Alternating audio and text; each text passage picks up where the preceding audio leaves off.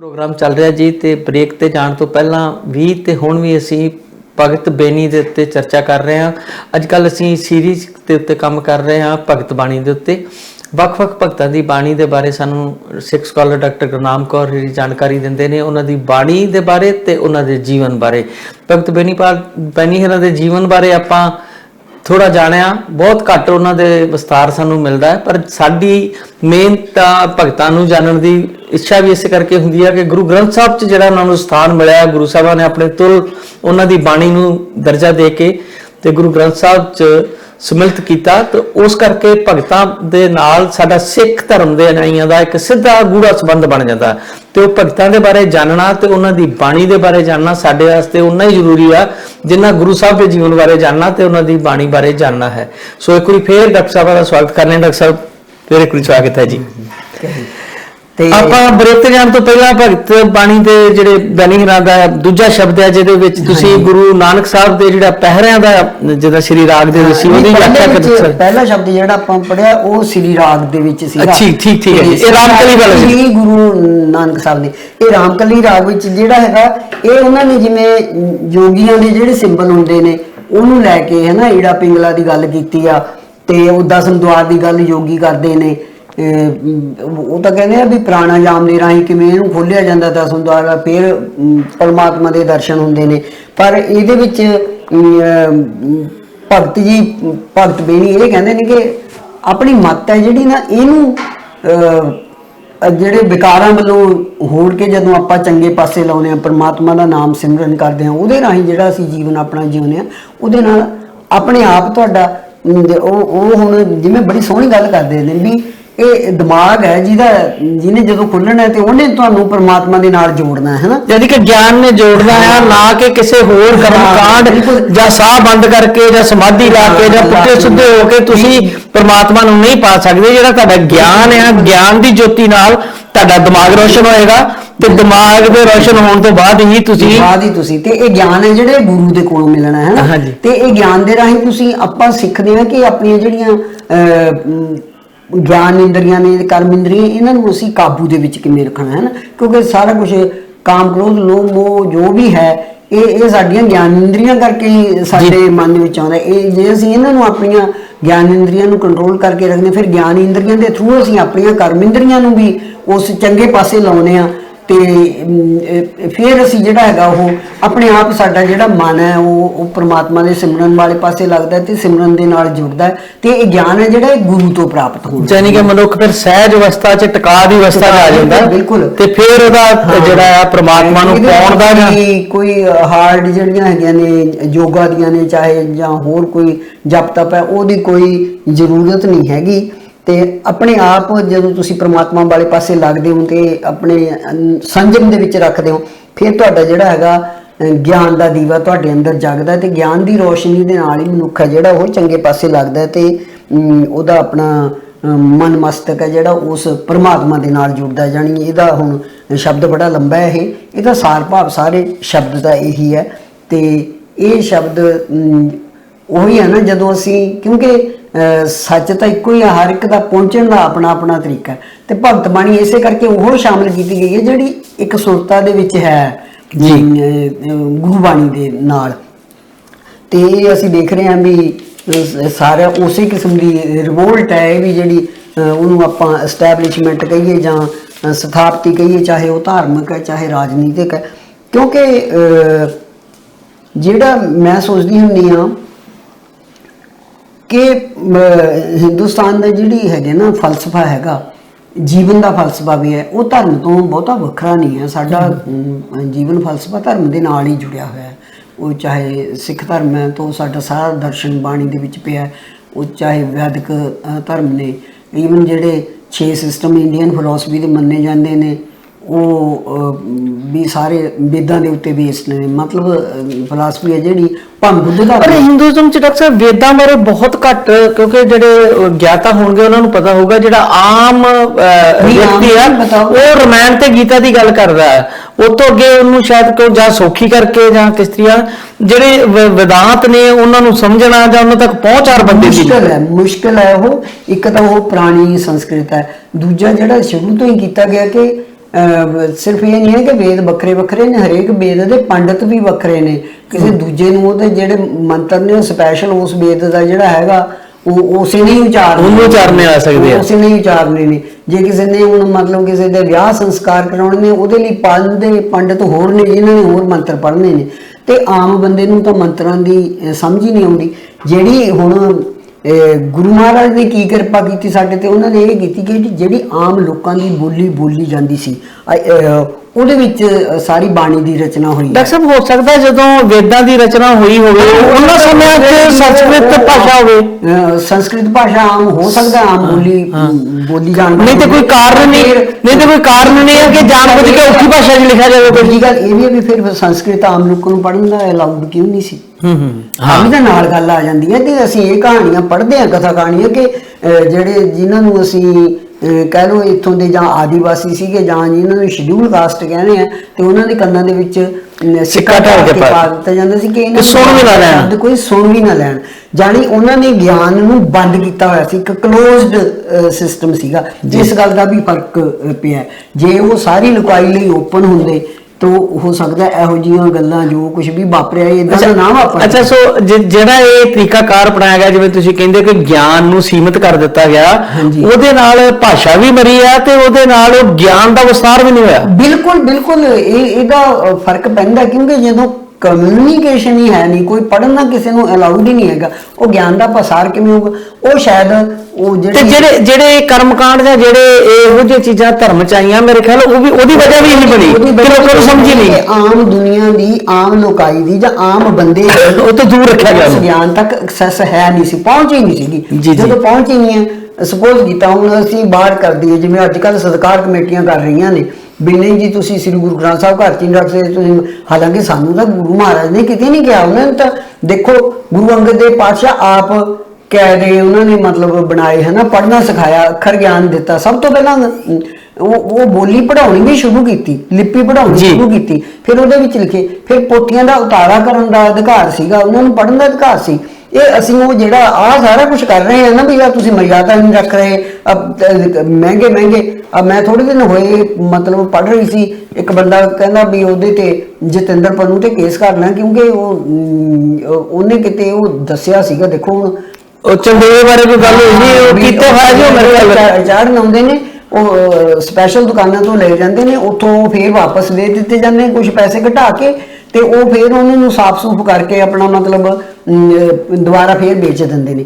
ਇਹ ਹੁਣ ਠੱਗੀ ਹੈ। ਇਦਾਂ ਹੀ ਡਾਕਟਰ ਸਾਹਿਬ ਇਹ ਪਰੰਪਰਾ ਤੇ ਮੈਨੂੰ ਲੱਗਦਾ ਸਭ ਜਗ੍ਹਾ ਹੀ ਆ, ਮੰਦਰਾਂ 'ਚ ਖਾਸ ਕਰਕੇ। ਮੈਂ ਤੇ ਕਦੀ ਬਚਪਨ 'ਚ ਅਸੀਂ ਵੈਸ਼ਨੋ ਦੇਵੀ ਗਏ ਸੀ ਦੋਸਤ ਘੁੰਮਣ, ਤੇ ਉੱਥੇ ਅਸੀਂ ਦੇਖਿਆ ਕਿ ਨਾਰੀਅਲ ਅੰਦਰ ਜਾਂਦੇ ਆ, ਫਿਰ ਦੁਕਾਨ ਤੇ ਆ ਜਾਂਦੇ, ਫਿਰ ਵੇਚ ਜਾਂਦੇ। ਗੁਰੂ ਨਾਨਕ ਨੇ ਸਾਨੂੰ ਇਹਨਾਂ ਸਾਰੀਆਂ ਚੀਜ਼ਾਂ 'ਚ ਕੱਢਿਆ। ਉਹ ਤਾਂ ਕਹਿੰਦੇ ਤੁਸੀਂ ਸ਼੍ਰੋਮਣੀ ਕਮੇਟੀ ਨੂੰ ਬਦਨਾਮ ਕਰਦੇ। ਮੈਂ ਕਹਿੰਦੀ ਵੀ ਸ਼੍ਰੋਮਣੀ ਕਮੇਟੀ ਗੁਰੂ ਆਸ਼ੇ ਦੇ ਉਲਟ ਜਾ ਰਹੀ ਹੈ। ਉਲਟ ਜੇ ਆਪਾਂ ਨੂੰ ਲੋਕਾਂ ਨੂੰ ਗਿਆਨ ਦੇਣਾ ਚਾਹੀਦਾ ਕਿ ਤੁਸੀਂ ਇਹ ਪੈਸਾ ਜਿਹੜਾ ਹੈਗਾ, ਗੁਰੂ ਸਾਹਿਬ ਆਪ ਤਾਂ ਉਹ ਸਾਦੇ ਕੱਪੜਿਆਂ ਦੇ ਵਿੱਚ ਰਹੇ, ਸਾਦਾ ਜੀਵਨ ਉਹਨਾਂ ਨੇ ਜਿਉਣਾ, ਹੱਥੀਂ ਕਿਰਤ ਕੀਤੀ। ਆਪਣਾ ਗੁਰੂ ਅਮਰਦਾਸ ਥਰੂ ਆਊਟ ਇੰਨੀ ਵੱਡੀ ਉਮਰ ਹੋਣ ਦੇ ਬਾਵਜੂਦ ਸੇਵਾ ਕਰਦੇ ਰਹੇ ਲੰਗਰ ਦੇ ਵਿੱਚ, ਹੈ ਨਾ। ਗੁਰੂ ਅੰਗਦ ਦੇਵ ਜੀ ਦੀ ਵੀ ਸੇਵਾ ਕਰਦੇ ਰਹੇ। ਗੁਰੂ ਨਾਨਕ ਦੇਵ ਨੇ ਹੱਥੀਂ ਕਿਰਤ ਕੀਤੀ, ਉਹਨਾਂ ਨੇ ਕਿਉਂ ਕਰਤਾਰਪੁਰ ਆ ਕੇ ਵਸਾਇਆ? ਤੇ ਇਸੇ ਤਰ੍ਹਾਂ ਗੁਰੂ ਅੰਗਦ ਦੇਵ ਵਾਣ ਵੱਟ ਕੇ ਸਾਰਾ ਆਪਣਾ ਜੀਵਨ ਨਿਰਵਾਹ ਕਰਦੇ ਰਹੇ ਆ। ਚੌਥੇ ਪਾਤਸ਼ਾਹ ਘੁੰਗੜੀਆਂ ਵੇਚਦੇ ਰਹੇ ਆ। ਉਹ ਸਾਰੀਆਂ ਗੱਲਾਂ ਸਾਨੂੰ ਸਿੱਖਣੀਆਂ ਚਾਹੀਦੀਆਂ ਨੇ। ਅਸੀਂ ਕਦੇ ਸੁਣ ਲੈਂਦੇ ਹਾਂ ਕਿ ਫਲਾਣੇ ਨੇ ਜੀ ਹੀਰਿਆਂ ਦਾ ਉਹ ਕਲਗੀ ਬਣਾ ਕੇ ਚੜਾਤੀ, ਹਾਰ ਚੜਾ ਕੇ। ਉਹ ਤੁਸੀਂ ਕਰੋੜਾਂ ਰੁਪਏ ਜਿਹੜਾ ਖਰਚ ਕਰਦੇ ਹੋ, ਉਹ ਤੁਸੀਂ ਸਿੱਖ ਧਰਮ ਨੂੰ ਉੱਤੇ ਚੁੱਕਣ ਲਈ ਇਹਨਾਂ ਚੀਜ਼ਾਂ ਨਾਲ ਨਹੀਂ ਸਿੱਖ ਧਰਮ ਦਾ ਫੈਲਾਅ ਹੋਣਾ। ਇਹ ਫੈਲਾਅ ਹੋਣਾ ਜੇ ਤੁਸੀਂ ਲੋਕਾਂ ਨੂੰ ਐਜੂਕੇਟ ਕਰੋਗੇ, ਉਹਨਾਂ ਨੂੰ ਐਜੂਕੇਸ਼ਨ ਦਿਓਗੇ। ਤੁਸੀਂ ਇਹ ਲੋਕ ਭਲਾਈ ਦੇ ਉੱਤੇ ਇਹ ਪੈਸਾ ਖਰਚ ਕਰੋ, ਕਿਉਂ? ਇਹ ਵੇਸਟੇਜ ਆਫ ਮਨੀ ਹੈ। ਡਾਕਟਰ ਸਾਹਿਬ ਸਵਾਲ ਇਹ ਨਹੀਂ ਹੈ ਕਿ ਚੰਦੋਆ ਦੁਬਾਰਾ ਵਿਕਦਾ ਆ, ਉਹ ਚ ਭ੍ਰਿਸ਼ਟਾਚਾਰ ਹੁੰਦਾ, ਉਹ ਆਪਣੀ ਥਾਂ ਆ, ਜਿਹੜੇ ਲੋਕ ਕਰਦੇ ਆ ਉਹ ਆਪੇ ਹੀ ਸ਼ਰਮਿੰਦੇ ਹੁੰਦੇ ਹੋਣਗੇ। ਪਰ ਸਵਾਲ ਤੇ ਇਹ ਵੀ ਹੈ ਵੀ ਚੰਦੋਆ ਬਾਰ-ਬਾਰ ਚੜਾਇਆ ਕਿਉਂ ਜਾਵੇ, ਕਿਉਂ ਚੜਾਇਆ ਜਾਵੇ? ਸਵਾਲ ਤੇ ਇੱਥੇ ਵੀ ਖੜਾ ਹੈ ਨਾ। ਗੁਰੂ ਸਾਹਿਬ ਨੇ ਤੇ ਉਹ ਚੀਜ਼ ਮੰਗੀ ਨਹੀਂ ਕਦੀ ਸਾਡੇ ਕੋਲੋਂ, ਨਾ ਕਦੀ ਇਸ ਤਰ੍ਹਾਂ ਦਾ। ਆਪਾਂ ਪੜ੍ਹਦੇ ਹਾਂ ਕਿ ਰਿਸਪੈਕਟ ਕਰਨੀ। ਖਬਰਾਂ ਲੱਗੀਆਂ ਸੀ ਕਿ ਰੁਮਾਲੇ ਨੇ ਜਿਹੜੇ ਉਹ ਮਤਲਬ ਕਿਤੇ ਕਿਸੇ ਨੇ ਲੱਗਿਆ ਢੇਰ ਦੇਖਿਆ ਜਾਂ ਉਹ ਅਗਰ ਭੇਟ ਕੀਤੇ ਗਏ। ਕਿਉਂ? ਇਹ ਜਿਹੜੇ ਸਾਡੇ ਆਪਾਂ ਕਹਿਣਾ ਚਾਹੀਦਾ ਵੀ ਹੈਡ ਦੇ ਤੌਰ ਤੇ ਬੈਠੇ ਨੇ ਹੈਲਮ ਤੇ, ਜਿਵੇਂ ਅਕਾਲ ਤਖਤ ਸਾਹਿਬ ਦੇ ਜਥੇਦਾਰ ਨੇ, ਜਾਂ ਧਰਮ ਪ੍ਰਚਾਰਕ, ਮੈਂ ਤਾਂ ਸੁਣਿਆ ਨਹੀਂ ਵੀ ਸ਼੍ਰੋਮਣੀ ਕਮੇਟੀ ਦਾ ਵੱਖਰਾ ਬਜਟ ਵੀ ਹੈ, ਧਰਮ ਪ੍ਰਚਾਰ ਦੀਆਂ ਭਰਤੀਆਂ ਵੀ ਕੀਤੀਆਂ ਜਾਂਦੀਆਂ ਪ੍ਰਚਾਰਕਾਂ ਦੀਆਂ। ਮੈਂ ਤਾਂ ਕਦੇ ਸੁਣਿਆ ਨਹੀਂ ਵੀ ਕਿਤੇ ਫਲਾਣੇ ਪਿੰਡ ਦੇ ਵਿੱਚ ਜਾ ਕੇ ਲੋਕਾਂ ਨੂੰ ਧਰਮ ਪ੍ਰਚਾਰ ਕੀਤਾ, ਉਹਨਾਂ ਨੂੰ ਐਜੂਕੇਟ ਕੀਤਾ। ਧਰਮ ਪ੍ਰਚਾਰ ਇਹ ਨਹੀਂ ਹੈਗਾ ਬਈ ਉਹਨਾਂ ਨੂੰ ਦੱਸੋ ਵੀ ਸਿੱਖੀ ਕੀ ਚੌਧਰ ਰਹਿ ਗਈ ਡਾਕਟਰ ਸਾਹਿਬ ਵੀ ਚੌਧਰੀ ਬਣਾਤੇ ਗਏ ਧਰਮ ਪ੍ਰਚਾਰ ਦੇ ਬੰਦੇ ਜਿਹੜਾ ਗਲਤ ਪਾਸੇ ਬੰਦੇ ਇਨਵੈਸਟ ਕੀਤੇ ਹੋਇਆ ਆ ਸਾਡੀ ਧਰਮ ਪ੍ਰਚਾਰ ਆ ਫਲਾਣੇ ਆ ਉਹਨਾਂ ਨੂੰ ਜੌਬਾਂ ਦਿੱਤੀਆਂ ਹੋਈਆਂ। ਅਸਲ 'ਚ ਉਹ ਅਸਲ 'ਚ ਧਰਮ ਪ੍ਰਚਾਰ ਕਿਤੇ ਜਿੱਦਾਂ ਤੁਸੀਂ ਕਹਿ ਰਹੇ ਇਦਾਂ ਹੀ। ਔਰ ਦੂਜੀ ਗੱਲ ਡਾਕਟਰ ਸਾਹਿਬ ਜਿੱਦਾਂ ਆਪਾਂ ਚੰਦੋਏ ਜਾਂ ਰਮਾਲਿਆਂ ਦੀ ਗੱਲ ਕਰਦੇ ਆ, ਰਮਾਲਾ ਸਾਹਿਬ ਵੀ ਕਹਿ ਜਾਂਦਾ ਹੈ ਕਿ ਜਿਹੜਾ ਇੱਕ ਵਾਰੀ ਗੁਰੂ ਸਾਹਿਬ ਦੇ ਬਸਤਰ ਦੇਤਾ ਉਹ ਦੁਬਾਰਾ ਨਹੀਂ ਯੂਜ਼ ਹੋ ਸਕਦਾ। ਅੱਛਾ, ਫਿਰ ਉਸ ਚੀਜ਼ ਨੂੰ ਆਪਾਂ ਰੀਸਾਈਕਲ ਹਰ ਚੀਜ਼ ਕਰਦੇ ਆ। ਜਿਹੜੇ ਰਮਾਲਾ ਸਾਹਿਬ ਨੇ ਉਹਨਾਂ ਨੂੰ ਨਾ ਤੇ ਕੋਈ ਵਰਤ ਸਕਦਾ, ਨਾ ਉਹਦਾ ਕੋਈ ਕੱਪੜਾ ਪਹਿਨ ਸਕਦਾ, ਇਦਾਂ ਦਾ ਬਣਾਇਆ ਹੁੰਦਾ। ਮੇਰੀ ਗੱਲ ਕੱਪੜਾ ਹੀ ਇਦਾਂ ਦਾ ਹੁੰਦਾ। ਦੂਜੀ ਗੱਲ ਜੇ ਉਹਨੂੰ ਪਹਿਨ ਵੀ ਲਵੇ ਕੋਈ, ਫਿਰ ਲੋਕੀ ਕਹਿਣਗੇ ਧਰਮ ਦੇ ਉੱਤੇ ਹਮਲਾ ਹੋ ਗਿਆ ਜੀ, ਸਾਡੀਆਂ ਭਾਵਨਾਵਾਂ ਹਟ ਹੋ ਗਈਆਂ। ਇਹ ਸਾਰੇ ਰਸਮੋ ਰਿਵਾਜਾਂ ਵਿੱਚੋਂ ਗੁਰੂ ਨਾਨਕ ਨੇ ਸਾਨੂੰ ਕੱਢਿਆ ਕਿਉਂ? ਦੇਖੋ ਗਿਆਨ ਦਾ ਜੇ ਆਪਾਂ ਦੇਖੀਏ ਤਾਂ ਵੇਦਾਂ ਦੇ ਵਿੱਚ ਚਾਹੇ ਸ਼ਾਸਤਰਾਂ ਦੇ ਵਿੱਚ ਗਿਆਨ ਦੀ ਕੋਈ ਕਮੀ ਨਹੀਂ ਹੈ, ਬੇਹੱਦ ਭੰਡਾਰ ਭਰੇ ਪਏ ਨੇ। ਪਰ ਉਹ ਗਿਆਨ ਕਿਸੇ ਕੰਮ ਨਹੀਂ ਲੋਕਾਂ ਦੇ ਆਉਂਦਾ ਸੀ। ਗੁਰੂ ਨਾਨਕ ਨੇ ਜਿਹੜਾ ਧਰਮ ਦਿੱਤਾ ਉਹ ਤਾਂ ਉਹਨਾਂ ਨੇ ਗਿਆਨ ਦਾ ਪੱਲਾ ਫੜਾਇਆ ਵੀ ਹਰ ਬੰਦਾ ਪੜ੍ਹੇ ਬਾਣੀ ਨੂੰ, ਉਹਨੂੰ ਸੁਣੇ, ਉਹਨੂੰ ਸਮਝੇ ਤੇ ਇਸ ਤਰ੍ਹਾਂ ਦੇ ਨਾਲ ਰਸਤਾ ਚੱਲੇ। ਜਿਹਨੂੰ ਉਹਨਾਂ ਨੂੰ ਕੀ ਲੋੜ ਪਈ ਸੀ ਵੀ ਉਹ 18 ਸਾਲ ਆ ਕੇ ਉੱਥੇ ਆਪਣੀ ਖੇਤੀ ਕਰਦੇ, ਕਿਰਤ ਕਰਦੇ, ਜਿਹੜਾ ਉਹਦੇ ਵਿੱਚ ਆ ਕੇ ਉਹ ਕਰਤਾਰਪੁਰ ਖੇਤੀ ਕਰਦੇ, ਕਿਉਂ ਉਹਨਾਂ ਨੇ ਕਿਰਤ ਕਰਨ ਦਾ ਦੱਸਿਆ ਵੀ ਧਰਮ ਇਹ ਨਹੀਂ ਹੈਗਾ ਤੁਸੀਂ ਬੈਠ ਕੇ ਇੱਕ ਪੁਜਾਰੀ ਦੇ ਤੌਰ ਤੇ ਮਤਲਬ ਧਨ ਇਕੱਠਾ ਕਰਦੇ ਹੋ ਤੇ ਪੂਜਾ ਪਾਠ ਕਰਦੇ ਹੋ। ਨਹੀਂ, ਕਿਰਤ ਕਰਨੀ ਹੈ, ਇਹਨੂੰ ਆਮ ਲੋਕਾਂ ਦੇ ਨਾਲ ਵੰਡ ਕੇ ਖਾਣਾ ਹੈ ਤੇ ਫਿਰ ਤੁਸੀਂ ਪ੍ਰਮਾਤਮਾ ਦਾ ਸਿਮਰਨ ਵੀ ਕਰਨਾ। ਸਾਨੂੰ ਇੱਕ ਬਹੁਤ ਵਧੀਆ ਰਸਤਾ ਦਿੱਤਾ। ਤੇ ਹੁਣ ਜੇ ਅਸੀਂ ਜਿਹੜੀ ਸਾਡੀ ਅਸੀਂ ਸ਼੍ਰੋਮਣੀ ਕਮੇਟੀ ਕਹਿੰਦੇ ਆ ਜਾਂ ਸਾਡੀ ਸਿਰਮੌਰ ਸੰਸਥਾ, ਜੇ ਉਹ ਨਹੀਂ ਲੋਕਾਂ ਨੂੰ ਅਸਲੀਅਤ ਦੱਸੂਗੀ ਤਾਂ ਹੋਰ ਕੌਣ ਦੱਸੂਗਾ? ਦਿਖਾਵਾ ਤਾਂ ਸਿੱਖ ਧਰਮ ਦੇ ਵਿੱਚ ਦਿਖਾਵਾ ਹਰ ਥਾਂ ਮਾਈਨਸ ਕੀਤਾ ਗਿਆ। ਉਹ ਚਾਹੇ ਪੂਜਾ ਪਾਠ ਦੇ ਵਿੱਚ ਹੈ, ਚਾਹੇ ਕਿਸੇ ਹੋਰ ਤਰ੍ਹਾਂ ਧਾਰਮਿਕ ਦਿਖਾਵਾ, ਚਾਹੇ ਸੋਸ਼ਲ ਦਿਖਾਵਾ ਵੀ ਹੈ, ਇਹਨਾਂ ਨੂੰ ਸਾਰਿਆਂ ਨੂੰ ਡਿਸਕਾਰਡ ਕੀਤਾ ਗਿਆ ਸਿੱਖ ਧਰਮ ਦੇ ਵਿੱਚ। ਅਸਲੀਅਤ ਤਾਂ ਇਹ ਹੁੰਦੀ ਹੈ ਕਿ ਦੱਸਿਆ ਜਾਵੇ ਲੋਕਾਂ ਨੂੰ, ਉਹਨਾਂ ਨੂੰ ਸਮਝਾਇਆ ਜਾਵੇ ਕਿ ਬਾਣੀ ਨੂੰ ਪੜ੍ਹੋ, ਇਹਨੂੰ ਸੁਣੋ, ਆਪਣੇ ਮਨ ਦੇ ਅੰਦਰ ਵਸਾਓ ਤੇ ਇਹਦੇ ਮੁਤਾਬਕ ਚੱਲੋ। ਆ ਜੋ ਇਹ ਸ਼ੁਰੂ ਕੀਤਾ ਹੋਇਆ ਹੈ ਉਹ ਪੈਸੇ ਨੂੰ ਕਿਸੇ ਹੋਰ ਪਾਸੇ ਲਾਇਆ ਜਾ ਸਕਦਾ ਜੀ। ਬਿਲਕੁਲ, ਪੁਰਾਣੀਆਂ ਨਿਸ਼ਾਨੀਆਂ ਸੀ ਮਿਟਾ ਕੇ ਢਾਹ ਢੁਆਈ ਕਰਕੇ ਸਾਰੀ ਉੱਥੇ ਹਰੇਕ ਥਾਂ ਮਾਰਬਲ ਲੱਗੀ ਪਈ ਹੈ, ਸੋਨਾ ਲਾਉਣ ਤੇ ਅਸੀਂ ਲੱਗੇ ਹੋਏ ਹਾਂ। ਪਹਿਲਾਂ ਦੱਸੋ, ਜਦੋਂ ਗੁਰੂ ਅਰਜਨ ਦੇਵ ਪਾਤਸ਼ਾਹ ਨੇ ਹਰਮੰਦਰ ਸਾਹਿਬ ਬਣਾਇਆ ਸੀ ਉਹਨਾਂ ਨੇ ਸੋਨਾ ਲਾਇਆ ਸੀ ਉੱਤੇ? ਸੋਨਾ ਮਹਾਰਾਜਾ ਰਣਜੀਤ ਸਿੰਘ ਨੇ ਲਵਾਇਆ ਉਹ। ਤੇ ਉਹ ਹੁਣ ਮਤਲਬ ਦੂਜੇ ਦਿਨ ਅਸੀਂ ਲੱਗੇ ਰਹਿੰਦੇ ਹਾਂ, ਕੋਈ ਕਿਲੋਆਂ ਦੇ ਭਾਅ ਨਾਲ ਸੋਨਾ ਚੜਾ ਰਿਹਾ। ਇਹ ਦੱਸੋ ਪਹਿਲਾਂ ਇਹਨਾਂ ਸਾਰੀਆਂ ਚੀਜ਼ਾਂ ਨਾਲ ਕੌਮ ਦਾ ਕੀ ਸਿਮਰਨ ਹੈ? ਕਿਹੜੀ ਅਸੀਂ ਐਜੂਕੇਸ਼ਨ ਦੇ ਰਹੇ ਹਾਂ ਲੋਕਾਂ ਨੂੰ? ਕਿਹੜਾ ਗਿਆਨ ਅਸੀਂ ਵੰਡ ਰਹੇ ਹਾਂ? ਕਿਸ ਪਾਸੇ ਨੂੰ ਅਸੀਂ ਜਦੋਂ ਦੂਜੇ ਧਰਮਾਂ ਨੂੰ ਕ੍ਰਿਟਿਸਾਈਜ਼ ਕਰਦੇ ਹਾਂ ਉਦੋਂ ਤੇ ਬੜੇ ਜ਼ੋਰ ਨਾਲ ਕਹਿੰਦੇ ਆ ਕਿ ਹਿੰਦੂ ਟੈਂਪਲਾਂ ਦੇ ਵਿੱਚ ਇੰਨਾ ਕੁ ਸੋਨਾ ਪਿਆ ਜੇ ਉਹ ਕੱਢ ਕੇ ਵੰਡ ਦਿੱਤਾ ਜਾਵੇ ਤੇ ਭਾਰਤ ਅਮਰੀਕਾ ਤੋਂ ਅੱਗੇ ਜਾ ਸਕਦਾ। ਲੋਕ ਇਹ ਕਹਿੰਦੇ ਆ। ਵੈਸੇ ਤਾਂ ਕਿਹਾ ਜਾਂਦਾ ਕਿ ਸਭ ਤੋਂ ਜ਼ਿਆਦਾ ਸੋਨਾ ਅਮਰੀਕਾ ਕੋਲ ਹੀ ਆ, ਪਰ ਇਹਦੇ ਬਾਵਜੂਦ ਭਾਰਤ ਦੇ ਮੰਦਰਾਂ ਵਿੱਚ ਪਿੱਛੇ ਜੇ ਇੱਕ ਖਬਰ ਆਈ ਸੀ ਕਿ ਸਾਊਥ ਦੇ ਕਿਸੇ ਮੰਦਿਰ ਦੇ 5 ਕਮਰੇ ਜਿਨ੍ਹਾਂ ਚੋਂ 3 ਨੂੰ ਖੋਲਿਆ ਗਿਆ ਤੇ ਸੋਨੇ ਦੀਆਂ ਇੱਟਾਂ ਤੇ ਉਹ ਤੇ ਕਲੇਮ ਕਰਨ ਵਾਲੇ ਫਿਰ ਰਜਵਾੜੇ ਵੀ ਖੜੇ ਹੋ ਗਏ ਕਿ ਸਾਡੇ ਵੱਡਿਆਂ ਦਾ ਪਿਆ ਬੜਾ ਕੁਝ ਹੋਇਆ। ਇੱਕ ਸਾਧ ਨੇ ਕਿਤੇ ਇਹ ਵੀ ਕਹਿਤਾ ਸੀ ਕਿ ਧਰਤੀ ਪੁੱਟੋ ਉੱਥੇ ਸੋਨਾ ਮਿਲੇਗਾ, ਉਹ ਵੀ ਪੁੱਟਣ ਲੱਗ ਗਈ ਸੀ ਸਰਕਾਰੀ ਤੌਰ ਤੇ। ਹਮਲਾਵਰ ਆਉਂਦੇ ਰਹੇ ਨੇ ਹਿੰਦੁਸਤਾਨ ਦੇ ਉੱਤੇ, ਉਹਨਾਂ ਨੂੰ ਵੀ ਵਿੱਚੋਂ ਹੀ ਇਨਫੋਰਮੇਸ਼ਨ ਦਿੱਤੀ ਜਾਂਦੀ ਸੀ ਕਿ ਉਹ ਮੂਰਤੀਆਂ ਕਿਉਂ ਤੋੜਦੇ ਸੀ। ਉਹ ਇਸ ਕਰਕੇ ਨਹੀਂ ਸੀ ਵੀ ਅਸੀਂ ਮਤਲਬ ਇਹਨਾਂ ਦੀ ਬੇਇੱਜ਼ਤੀ ਕਰਨੀ ਹੈ ਸੋਨੇ ਕਰਕੇ। ਚਾਹੇ ਮਹਿਮੂਦ ਗਜ਼ਨਵੀ ਦਾ ਪੜ੍ਹ ਲਓ, ਜਿਹਦਾ ਮਰਜ਼ੀ ਪੜ੍ਹ ਲਓ, ਜਿਨ੍ਹਾਂ ਨੇ ਹਮਲੇ ਕੀਤੇ ਨੇ ਉਹ ਡਿਟੇਲ ਤੁਹਾਨੂੰ ਮਿਲਦੀ ਹੈ ਕਿ ਕਿੱਥੇ ਕਿੱਥੇ ਕਿੰਨੀਆਂ ਮੂਰਤੀਆਂ ਤੋੜੀਆਂ ਸੀ, ਉਹਨਾਂ ਚੋਂ ਕਿੰਨੇ ਹੀਰੇ ਜਵਾਹਰਾਤ ਨਿਕਲੇ, ਕੀ ਉਹਨਾਂ ਦੇ ਵਿੱਚੋਂ ਕਿੱਥੋਂ ਸੋਨਾ ਨਿਕਲਿਆ, ਕੀ ਸਰਬ ਉਹ ਸਾਰਾ ਲੁੱਟਣ ਲਈ ਆਉਂਦੇ ਸੀਗੇ।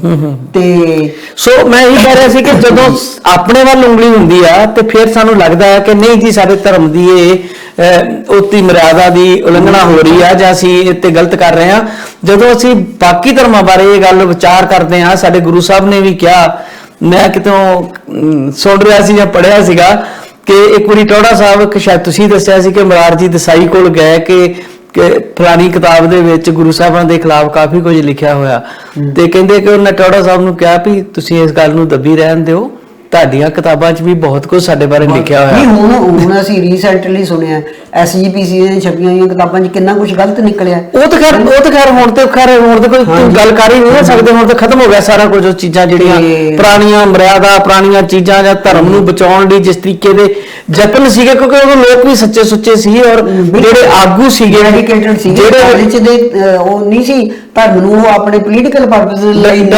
ਗੁਰੂ ਸਾਹਿਬਾਂ ਦਾ ਪੀਰੀਅਡ ਛੱਡ ਵੀ ਦਈਏ, ਜੇ ਆਪਾਂ ਬਾਅਦ ਦਾ ਦੇਖ ਲਓ ਆਪਾਂ ਅਕਾਲੀ ਰਹਿਰ ਦਾ ਸ਼੍ਰੋਮਣੀ ਕਮੇਟੀ ਬਣਨ ਦਾ ਪੀਰੀਅਡ ਵੇਖਦੇ ਆ, ਹਾਂ, ਉਹ ਵੀ ਉਸ ਸਮੇਂ ਲੋਕਾਂ ਦੀਆਂ ਕੁਰਬਾਨੀਆਂ ਤੇ ਲੋਕਾਂ ਦਾ ਜਜ਼ਬਾ ਤੇ ਲੋਕਾਂ ਦਾ ਧਰਮ ਨਾਲ ਜੁੜਾਓ ਜੇ ਵੇਖਣਾ ਹੋਵੇ ਤੇ ਇਤਿਹਾਸ ਪੜ੍ਹ ਲਿਆ ਵੀ ਸ਼੍ਰੋਮਣੀ ਕਮੇਟੀ ਬਣਦਾ। ਬਿਲਕੁਲ ਗੁਰਦੁਆਰਿਆਂ ਨੂੰ ਆਜ਼ਾਦ ਕਰਾਉਣ ਦੇ ਲਈ ਜਿੰਨਾ ਉਹਨਾਂ ਨੇ ਕੀਤਾ, ਆਪਣੇ ਮਤਲਬ ਸਾਡੀ ਸੇਵਾ ਸੰਭਾਲ ਦਰਬਾਰ ਸਾਹਿਬ ਜਾਂ ਨਨਕਾਣਾ ਸਾਹਿਬ ਕਿਉਂ ਸੀ, ਉਹ ਸਾਰਾ ਇਹੀ ਸੀ ਕਿ ਉੱਥੇ ਮੂਰਤੀਆਂ ਸਥਾਪਿਤ ਹੋ ਗਈਆਂ ਸੀ, ਮਰਿਆਦਾ ਰਹੀ ਨਹੀਂ ਸੀਗੀ, ਉਸ ਸਾਰੇ ਕਾਸੇ ਨੂੰ ਬਚਾਉਣ ਦੇ ਲਈ ਉਹ ਕੀਤਾ ਗਿਆ ਸੀ। ਮਹੰਤਾ ਤੋਂ ਜਿੱਦਾਂ ਖਾਲੀ। ਹਾਂਜੀ, ਅਸੀਂ ਹੁਣ ਕੀ ਕਰ ਰਹੇ ਹਾਂ, ਕਿਉਂਕਿ ਅਸੀਂ ਕੋਈ ਵੀ ਬਾਣੀ ਪੜ੍ਹਦੇ ਹਾਂ, ਮੈਂ ਤਾਂ ਇਹ ਕਹਿੰਦੀ ਹੁੰਦੀ ਹਾਂ ਕਿ ਬਾਣੀ ਜਿਹੜੀ ਹੈ ਹਰ ਵਕਤ ਹਰ ਸਮੇਂ ਦੇ ਵਿੱਚ ਕੰਮ ਆਉਣ ਵਾਲੀ ਹੈ।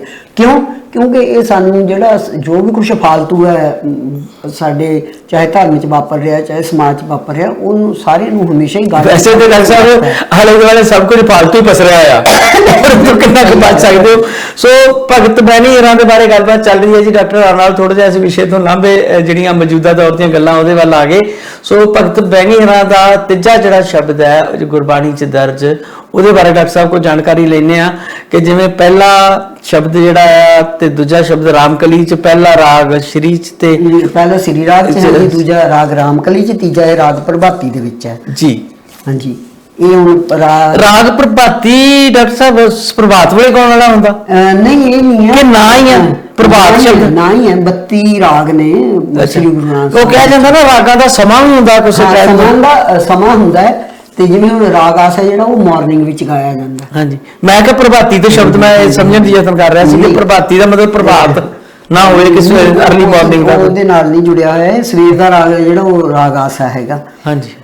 ਤਨ ਚੰਦਨ ਮਸਤਕ ਪਾਤੀ ਰਿਦ ਅੰਤਰ ਕਰਤਲ ਕਾਤੀ ਠੱਗ ਦਿਸ਼ਟ ਬਗਾ ਲਿਵ ਲਾਗਾ ਦੇਖ ਵੈਸ਼ਨੋ ਪ੍ਰਾਣ ਮੁਖ ਭਾਗਾ। ਵੈਸ਼ਨੋ ਜਿਹੜੀ ਵਿਸ਼ਨੂੰ ਦੀ ਭਗਤੀ ਕਰਨ ਵਾਲੇ, ਇਹਨੂੰ ਦੱਸਿਆ ਹੋਇਆ ਵੀ ਕਿਸ ਕਿਸਮ ਦਾ ਤੂੰ ਭਗਤ ਬਣਿਆ ਹੈ।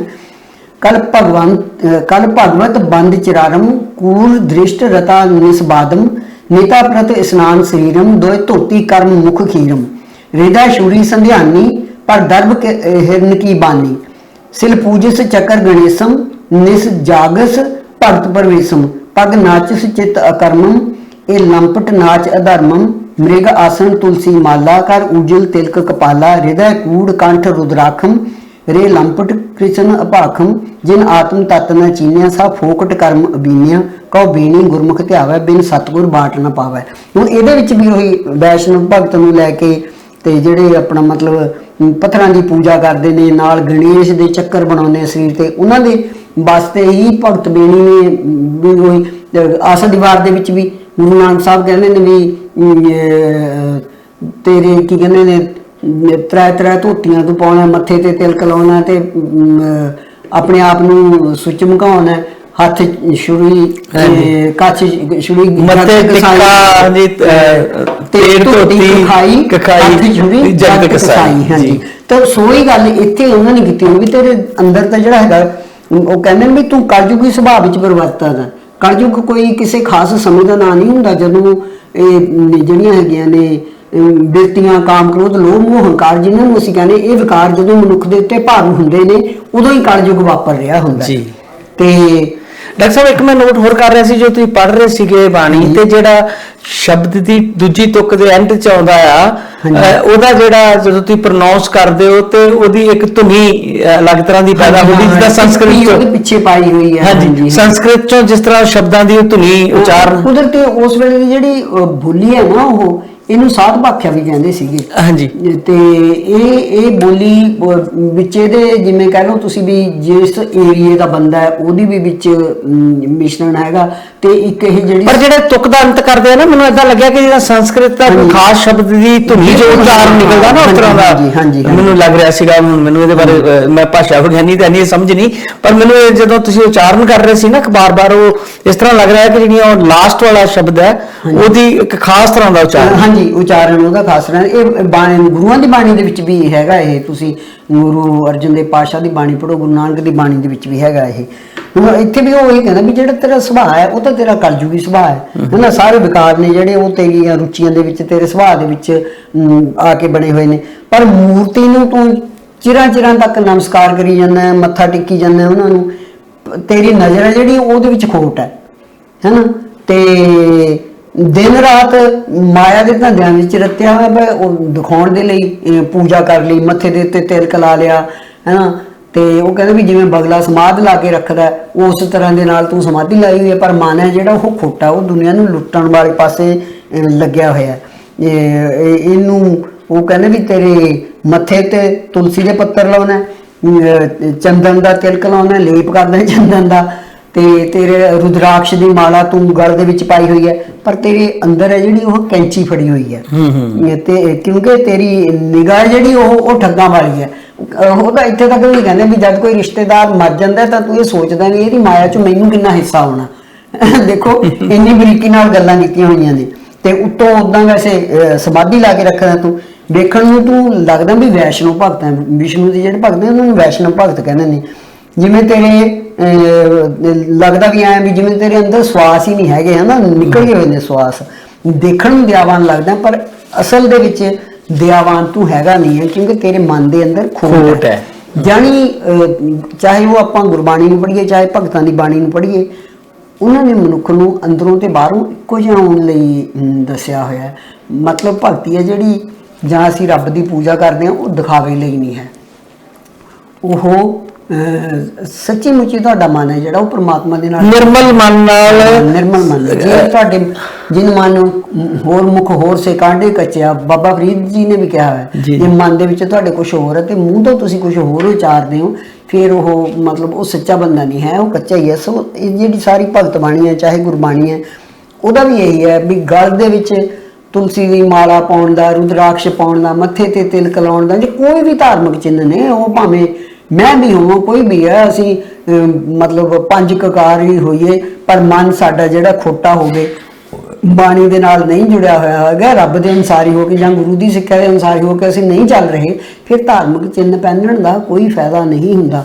ਇਹਨਾਂ ਚਿੰਨ੍ਹਾਂ ਦੀ ਸਾਰਥਕਤਾ ਤਾਂ ਹੀ ਹੈ ਜੇ ਅੰਦਰੋਂ ਬਾਹਰੋਂ ਮਨੁੱਖ ਇੱਕ ਹੈ, ਉਹ ਦੂਸਰਿਆਂ ਬਾਰੇ ਸੋਚਦਾ, ਆਪਣੇ ਮਤਲਬ ਮਨ ਨੂੰ ਕੰਟਰੋਲ ਦੇ ਵਿੱਚ ਰੱਖਦਾ। ਚੰਗੀਆਂ ਬਿਰਤੀਆਂ ਨੇ ਜਿਵੇਂ ਕਿ ਡਾਕਟਰ ਸਾਹਿਬ, ਮਤਲਬ ਇਹ ਤੁਹਾਡੇ ਸਾਰੀ ਗੱਲਬਾਤ ਦਾ ਨਿਕਲਿਆ ਕਿ ਪਹਿਲਾਂ ਮਨੁੱਖ ਆਪਣੇ ਬੌਧਿਕ ਤੌਰ ਤੇ ਇੰਨਾ ਕੁ ਗਿਆਨਵਾਨ ਹੋਵੇ ਕਿ ਜਿਹੜੇ ਇਹ ਚਿੰਨ੍ਹ ਨੇ ਇਹਨਾਂ ਨੂੰ ਪਹਿਲਣ ਦਾ ਹੱਕਦਾਰ ਹੀ ਤਾਂ ਬਣੇ ਕਿ ਜੇ ਉਹ ਅੰਦਰੋਂ ਸਾਰਾ ਗਿਆਨ ਦੇ ਨਾਲ ਪਹਿਲਾਂ ਪੂਰਾ ਲਬਰੇਜ਼ ਹੋਵੇ ਤੇ ਉਹਨੂੰ ਇਹਨਾਂ ਚੀਜ਼ਾਂ ਦੀ ਅਹਿਮੀਅਤ ਦਾ ਤਾਂ ਹੀ ਪਤਾ ਹੋਵੇ। ਜੇ ਵਿਖਾਵੇ ਲਈ ਇਹ ਕੰਮ ਕਰ ਰਹੇ ਅਸੀਂ, ਕਿਰਪਾਨ ਭਾਵੇਂ 3 ਫੁੱਟੀ ਬਾਹਰੋਂ ਪਾ ਲਈਏ ਤੇ ਭਾਵੇਂ ਅਸੀਂ ਸਾਰੇ ਚਿੰਨ੍ਹ ਵਰਤ ਲਈਏ, ਬਾਣਾ ਪਾ ਲਈਏ, ਦਾੜਾ ਵੀ ਪ੍ਰਕਾਸ਼ ਕਰ ਲਈਏ, ਤੇ ਜੇ ਅਸੀਂ ਉਹ ਗੁਰੂ ਸਾਹਿਬਾਂ ਦੇ ਉਪਦੇਸ਼ ਦੇ ਮੁਤਾਬਕ ਆਪਣਾ ਜੀਵਨ ਨਹੀਂ ਜਿਉਂਦੇ, ਗੁਰੂ ਦੀ ਸਿੱਖਿਆ ਦੇ ਅਨੁਸਾਰ ਨਹੀਂ ਚੱਲਦੇ, ਤੇ ਫਿਰ ਇਹ ਸਭ ਬੇਕਾਰ ਹੈ। ਫਿਰ ਉਹ ਪੁਜਾਰੀ ਸ਼੍ਰੇਣੀ ਵਾਲਾ ਹੀ ਗੱਲ ਹੈ, ਜਿਹੜੀ ਚੀਜ਼ ਤੋਂ ਗੁਰੂ ਸਾਹਿਬ ਨੇ ਵਰਜਿਆ।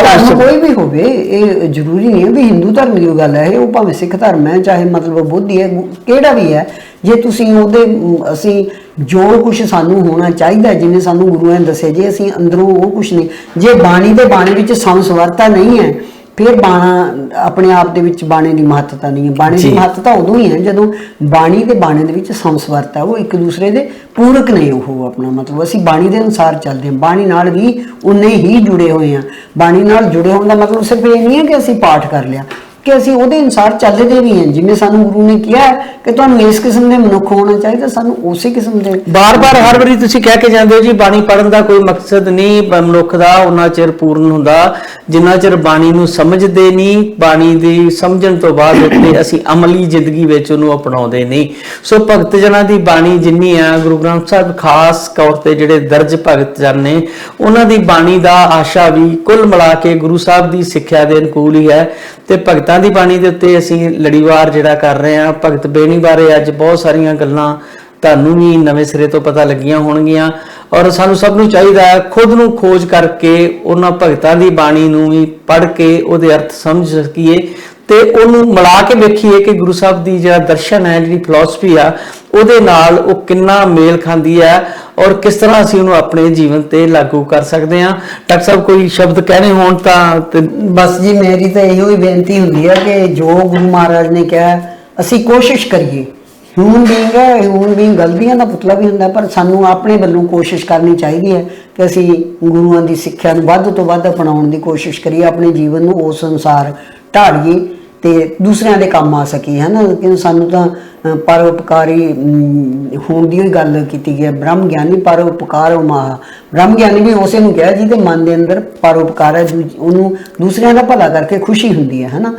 ਜੇ ਸਾਡਾ ਭਲਾ ਵੀ ਇਸੇ ਵਿੱਚ ਹੈ, ਜੇ ਅਸੀਂ ਦੁਨੀਆ ਨੂੰ ਵੀ ਕੋਈ ਚੰਗੀ ਗੱਲ ਆਪਣੇ ਲਈ, ਆਪਣੇ ਪਰਿਵਾਰ ਦੇ, ਆਪਣੇ ਨਿੱਜ ਤੋਂ ਬਾਹਰ ਨਿਕਲ ਕੇ ਪਰਉਪਕਾਰ ਜਿਹੜਾ, ਜਿੱਥੇ ਨਿਰਸਵਾਰਥ ਹੋ ਕੇ ਦੂਜੇ ਲਈ ਕੰਮ ਕਰਦੇ ਆ, ਸ਼ਾਇਦ ਉਹੋ ਹੀ ਸਾਡੇ ਗੁਰੂ ਸਾਹਿਬ ਦਾ ਸੰਦੇਸ਼ ਹੈ ਸਾਡੇ ਸਭ ਲਈ।